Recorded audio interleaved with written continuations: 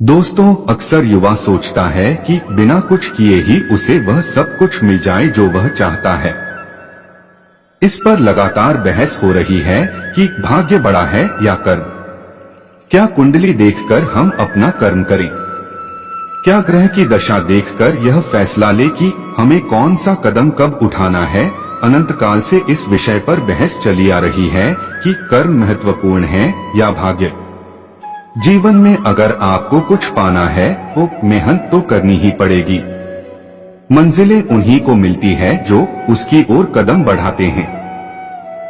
महाभारत में जब अर्जुन ने कुरुक्षेत्र में युद्ध में अपने स्वजनों को अपने सामने खड़ा पाया तो उसका शरीर निस्तेज हो गया, हाथों से धनुष छूट गया, प्राणहीन मनुष्य के समान वह धरती पर गिर गया। तब भगवान श्री कृष्ण ने उसे गीता के कर्म ज्ञान का उपदेश दिया। भगवान कृष्ण ने अर्जुन को कहा कि राज्य तुम्हारे भाग्य में है या नहीं यह तो बाद में, पहले तुम्हें युद्ध तो लड़ना पड़ेगा, तुम्हें अपना कर्म तो करना पड़ेगा, अर्थात स्वजनों के खिलाफ युद्ध तो लड़ना पड़ेगा। तुलसीदास जी ने भी श्री रामचरितमानस में लिखा है, कर्म प्रधान विश्व करी राखा, अर्थात युग तो कर्म का है। इसका अर्थ यह हुआ कि हम अपना कार्य करें, फल की चिंता बाद में करें। किसान जब खेत में बीज बोता है तो उसे यह नहीं पता होता कि बारिश होगी या नहीं, जमीन में से बीज से अंकुर फूटेगा या नहीं, अगर पौधे आ भी गए तो उस पर फल आएंगे या नहीं। लेकिन किसान बीजों को जमीन में बोता है और फसल की चिंता ईश्वर पर छोड़ देता है। भाग्य का समर्थन करने वाले कहते हैं कि हमें जो सुख, संपत्ति, वैभव प्राप्त होता है वह भाग्य से होता है। जैसे लालू प्रसाद यादव की पत्नी राबड़ी देवी बिहार की मुख्यमंत्री बनी तो यह उनकी किस्मत थी। डॉक्टर मनमोहन सिंह भारत के प्रधानमंत्री बने तो उनकी कुंडली में राजयोग था। अगर किसी अभिनेता का बेटा अभिनेता बनता है तो यह उसका भाग्य रहता है कि वह अभिनेता के यहाँ पैदा हुआ।